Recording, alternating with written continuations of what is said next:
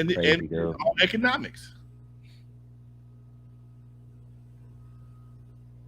I was reading, I was listening to a podcast, and let me get the exact quote so I don't butcher it. But I would love your thoughts on this. I don't know how I feel about it, if I'm indifferent or whatever. But in LA County, we know how big LA County is, Lonzo.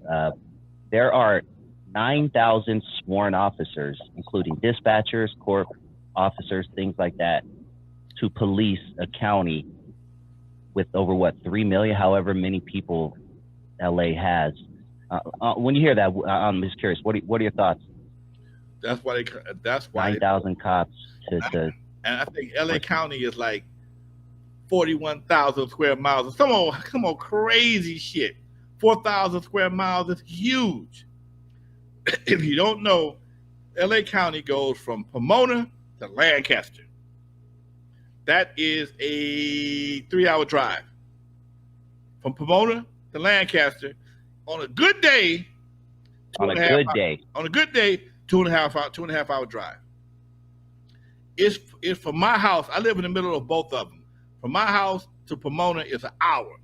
From my house to Lancaster is an hour and a half with no traffic. So you got 2.5.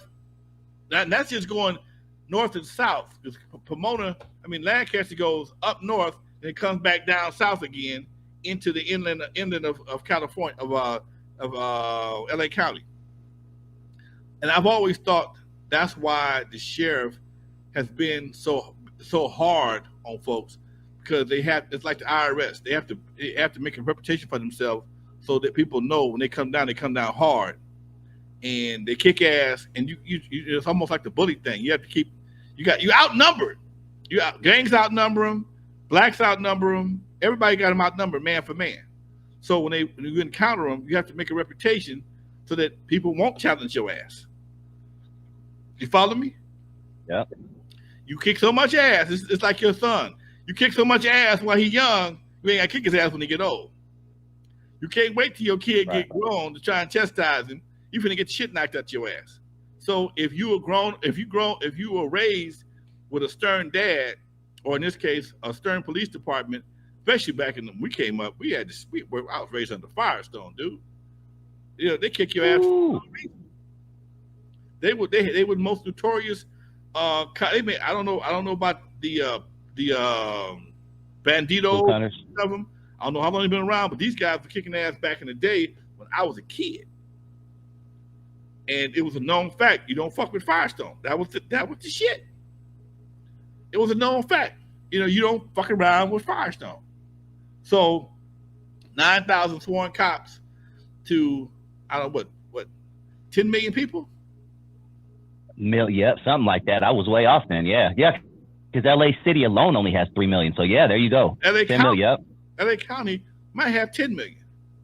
Let's look that up real quick. I got you. Look it up. So if you get what's the square mileage of LA City? LA County, damn.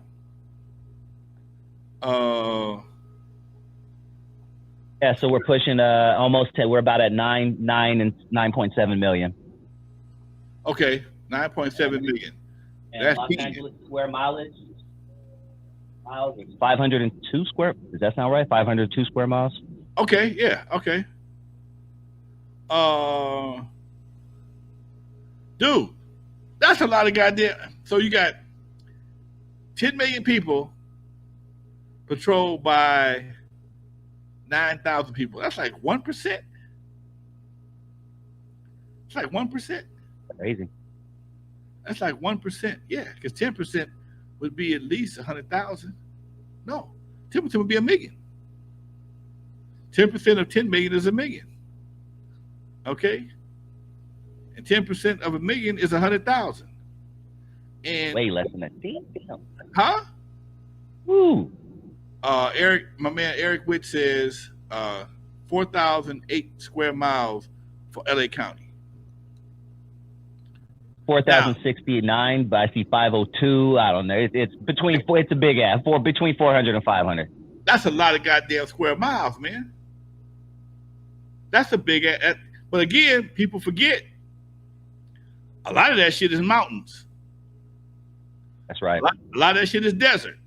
Okay, so because when you cross, when long as you own uh, this side of the San Angeles Forest, you pretty much in the city. But across the Angeles Forest, you get into Palmdale and Lancaster. But again, it's a lot of that is open desert. You follow me? So it does make a difference, but it's still a big ass territory to cover.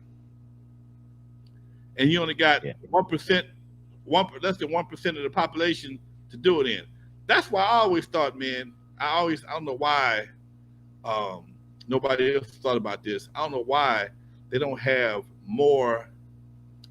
I'm gonna call it for less of a better word, semi-sworn. They don't carry badges. I mean, they don't carry guns. They're just above meter maids, but they can they can hold you for the police. They can arrest you, process you on the spot. If you get caught, it's like a upgraded security guard. You have the power to arrest. You can give out tickets, citations on the spot. So if you're walking around the stealing out the store, they catch you. If you hit them, you got the same case to hit the police. They don't have no lethal weapons. They got billy clubs. They ain't got no guns. But if you don't, you got the same. They have the same arrest power and the power to give tickets and detain you. And if you don't comply, now they should go to the police. It's almost like having, what you call that when the lawyer, lawyer, not a lawyer, but does all the paperwork. Paralegal. Paralegal. Like having a paralegal. Paralegal do all the goddamn work. Lawyer get all the money, but the paralegals make good money too, but they don't get lawyer dollars per hour. So you have like a parapolice where people can they can call people or they can station them some places and keep this shit down and process these people for stealing or whatever the case may be. Right there. Thank you again, OG Steve. They're looking out, OG Steve. Right there, license plate number down, get some information, whatever, and send it to the because everything is computerized anyway. Shit. They need to be some a little bit high level of like a security guard / meter maid that people have to abide to, and and they don't pay as much, but they pay pretty damn good. It should anyway, man. That's my thoughts. Yeah, man.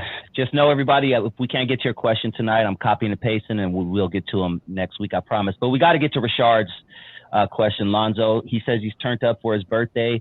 He says, Dusty mess with the whiskey. I love my bourbon, love my whiskey. Lonzo, what is your drink of choice? You don't drink much, but when you do, what do you pour up?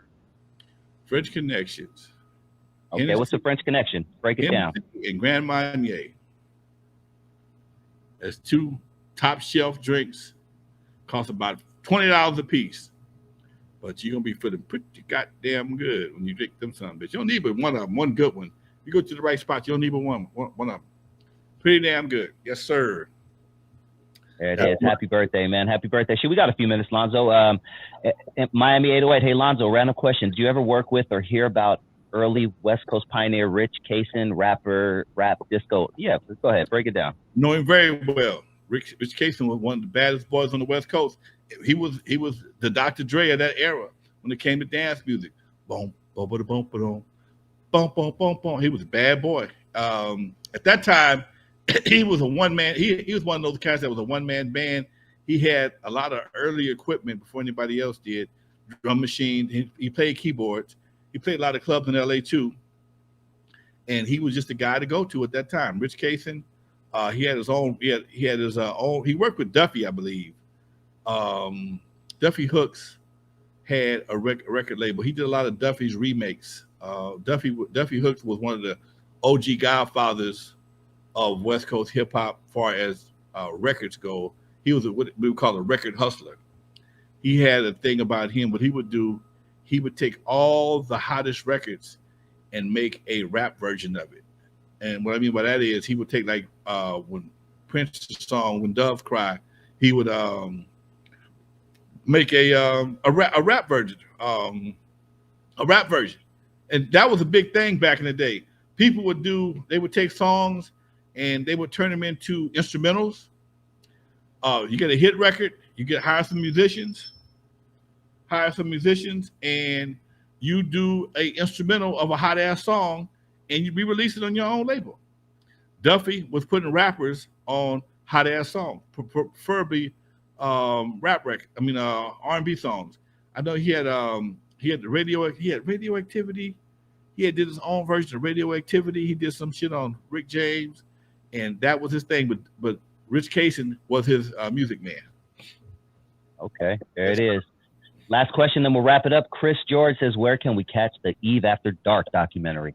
You know what? I was talking to my partner the other day. We're holding it right now for this last couple of film festivals. We're doing film festivals in July and August. And if I'm waiting on my second documentary, N.W.A, Not Without Lonzo, to get finished, it's in post-production right now. That's in post-production. So we're trying to package them together and go get a deal with one of the streaming companies. But if that don't work, by October it'll be up on my channel, the Compton Entertainment channel. It'll be a pay-per-view thing, maybe $4 or $5 for a pay-per-view. But I can't put it up right now, because if I do, I get disqualified for the film festivals. Okay. That's where all the big distributors come to the film festival. So we're trying to hold out for this other project, so we can package them together. We're gonna get one fat ass bag, and if we don't get that, then we'll put them up on our streaming services.